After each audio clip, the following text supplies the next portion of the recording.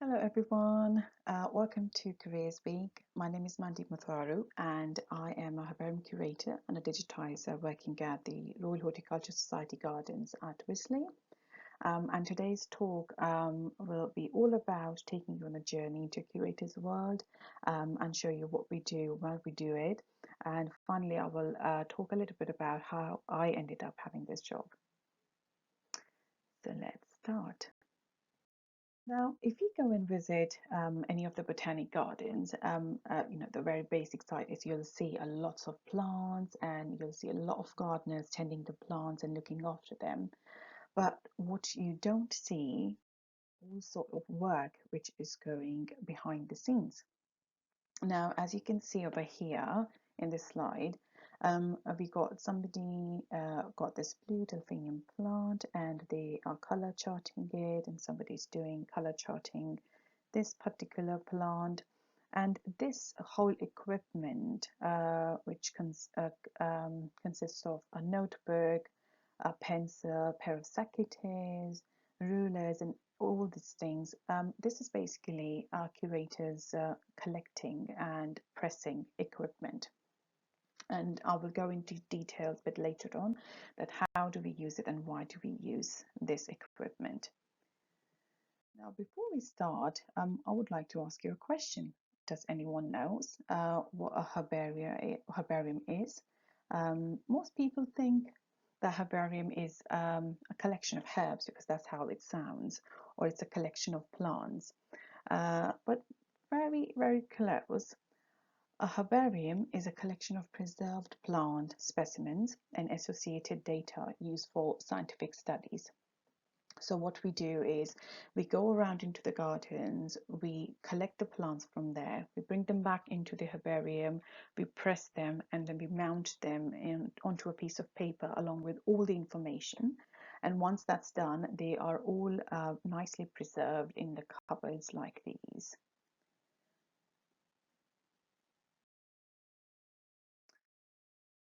And the end product looks something like this. As you can see, I think these are the camellias. As you can see, they're very, very, very thin, very, very flat, and they are on a piece of paper, and they are just put up into the files, and then that's how we preserve them. So the next question will arise that why do we need to, why are we doing what we are trying to do? So as you can see over here, the main purpose for what we do is basically to document everything. So RHS specializes in a certain type of plants. They're called cultivated plants. So in general, there are two types of plants. One, they are called the wild specimens or the wild plants, which occur naturally in their habitat. So anything will you see in the forest and on the roadside, things like that. And then the other category is cultivated plants, so which are basically called the man-made species, where you will have the crosses and things like, if I like the color of one plant and if I like the character of the other plants and how we'll cross them and make up a new variety. So that's what we specialize in. So our aim is basically to go around all the UK gardens and collect every single plant of a particular genus of a family, and we can document them and just create like a beautiful collection of these dried and pressed specimens, which are very valuable for research purposes in the future. So I'll just quickly go through just to show you that how this process is all captured. So as you can see over here, one of my colleagues, Barry, who has been working here for a very long time, he will go out into the garden. He will choose a particular plant that they want to collect, and he is going to take a picture of that particular plant, so just to see how the plant was growing in its natural habitat, and things that we can't really figure out once we have taken the plant out of the habitat. So things like how wide it was, what's the height of the plant. Once it's brought up back into the herbarium, Barry will then spend some time color charting them, because as I said, we very much work on the varieties of the plants, and for us, colors matter the most. So all kind of details of how the flower looks, the shape of the flower, all the details of the stamens, the anthers, the sepals and petals and everything. So we'll try and gather all that data, and then we'll put that onto a label next to the specimen.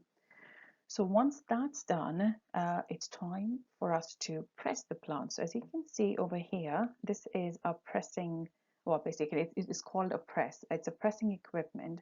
So what we'll do is that once we have selected a series of plants, we'll try and put them in between the pieces of papers. And once it's all done, we got a nice big bundle, and then we'll wrap it around with this red strap, very tightly wrapped it around. And after this, they are ready to go into the dryers. As the name gives itself, it's basically a drying cabinet with have the temperature of around 30-32 degrees, so that we can take all the moisture out of the plant before it goes onto a piece of paper. So I will show you how the end product looks.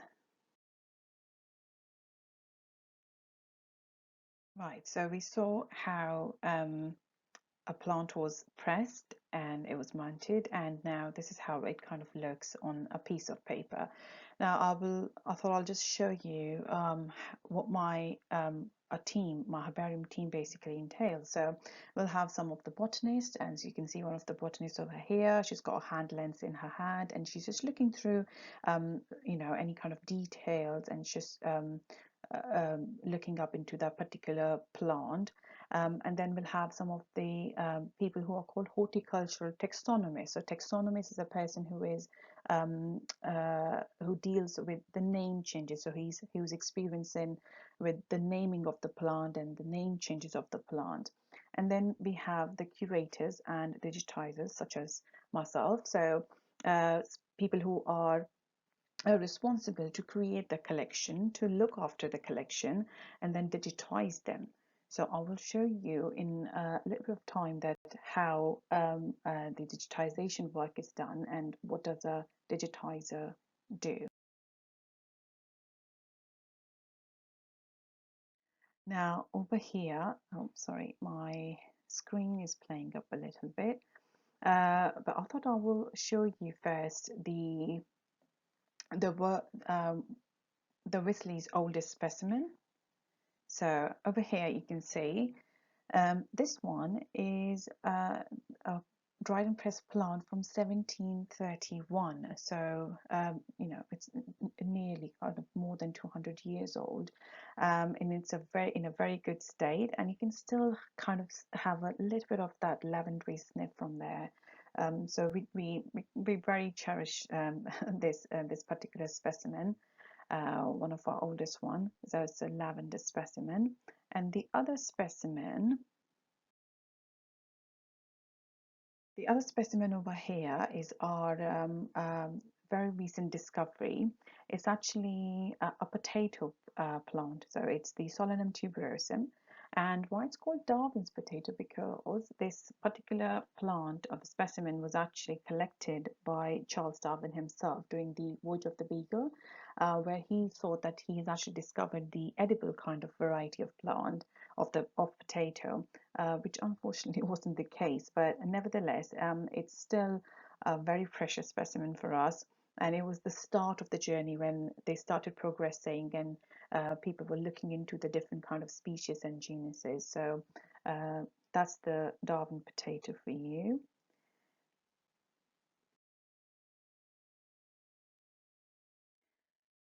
Now we're going to talk a little bit about what a digitizer do. So this is a digitization suite. So over here, as you can see, my colleague is sitting down, and we got a very special camera, a very expensive piece of kit. We have this camera attached to this equipment, which is called a herb scan. It's basically a set with the kind of LED lights attached to it. And what we do is we just put all the mounted specimens onto this platform, and after doing some of the settings, we capture the image. and the image that we capture is very highly detailed. It basically gives you all the details, like the minute hairs and all sort of things that you will see, or more or less looking through a microscope. But it gives you a very good view, and I will show you in a bit how it looks. So over here, we've been working with the website called JStore. This is where we started. So this is where I started my job. Basically, we had the project called Global Plants Initiation, and we were aiming to put one of our crucial collections onto JSTOR's website. So I've just captured, like, this is how it looks on the screen. As you can see, on the left side, there's a little thumbnail of the particular plant. This is a rhododendron cultivar, and over here you'll have the very detailed description of what the plant is. And then when you start zooming into it, we'll try and get it over here. You can see you can do zoom in, and I can zoom in 100% into that particular plant, and I will show you how it looks. So here, we can see, can you see the hairs over here? Can you see the detail of the stamens and the anthers? And even sometimes you can even see the spores. And the most fascinating thing is that I can do online measurements. So I can actually measure the length of this, the stamen and the anther, even the petals of the sepals. So it's basically looking a specimen through kind of like a microscope, but there is no need for you to go and visit a particular herbarium. I mean, say sometimes we don't have that particular specimen and Q has it, and then we'll say, oh, we need to go to Q, somebody needs to get the specimen out, and then it'll be more kind of handling the specimen as well. With this technology, because we are capturing the images, the detailed images, there is a lesser need for people to travel, and it's available worldwide. You just need a laptop, you just need a computer, and you need a screen to see all these lovely specimens on.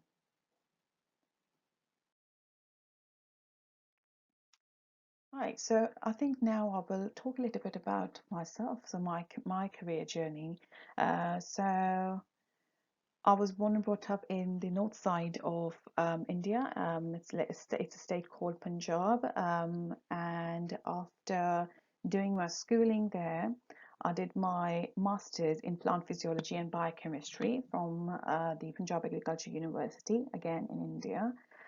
And after that, I got married into this country. So I came here in 2010, and after browsing a little bit, I wasn't exactly getting the opportunities as I was back in Punjab, because we have more agriculture, we had more plant physiology stuff. So I couldn't find anything there. But then an opportunity came up at Kew Gardens, and they said they're looking for curators, they're looking for people who can work in the herbarium. So I started working there, and then I worked at the Natural History Museum as well, in their herbarium. So altogether, I think for 9 months I was working as a volunteer, and I gathered a lot of experience from so many people, and it's a true learning curve, which I think is kind of missing, which was definitely missing back in India when I was there after finishing my masters. And we're very lucky that we in this country we get this opportunity where you can go and you can do the very kind of like diplomas, you can do the apprenticeships, and and the organizations are they're very welcoming. So it's good way to get all this kind of experience. So after working for about 9 months in these organizations, I finally ended up at the RHS as a herbarium curator and digitizer. So I started as a digitization job, so that was my main job at that moment. And after that, everything kind of settled in. So now I'm a STEM ambassador as well, and we have a brilliant education department back at Wisley. So we help with all sorts of the kids' activities. We have the small projects going on, that where we work with the schools, and we just want to tell people more about what we do, uh, and how can you help us as well. And so far I've been enjoying my job a lot, and it's quite rewarding because of the jobs. And we usually have the annual meetings. We'll have some kind of conferences. I've been to Panama twice, which was very fascinating. I've been to Chicago. So you get to go to these places, and same thing goes with my colleagues, and they have all these botanical expeditions. People will go into different kind of places in different countries. They go and collect the plants. So it's quite a fascinating job, and especially if you love plants, if you like plants, you like the economic part of the plants. So yeah, so that's how I started, and I've been working here for over the past 9 years. And finally, just wanted to show you where I showed you those cupboards in the very first slide. We're actually moving into a new building, as the old building wasn't equipped with the right temperature and humidity controls. Because one thing that I forgot to mention is that once the plants, they're all nicely pressed up and they are ready to go into the cupboard, there are some sort of beetles who love to eat and munch upon our plants. Because we don't have the temperature and humidity controls, it's very hard to have that pest control. But we're very lucky that we have the opportunity now that we have the new building coming up. We are going to place all our lovely specimens in these kind of blue boxes, and they're going to be racked up upon nicely in the controlled environmental conditions now. And because of this, it's not going to be any longer behind the scene work, because people will be able to see us actually doing the mounting stuff, doing the pressing, the taxonomy work, and the digitizers doing their work. And I'm hoping that I will see a lot of people and a lot from you guys, and just come over and give it a go, have a look. And we have lots of other departments as well. We have the entomology as well. We have people who specialize in soil. So yeah, there is a lot of variety. There is a lot to learn as well.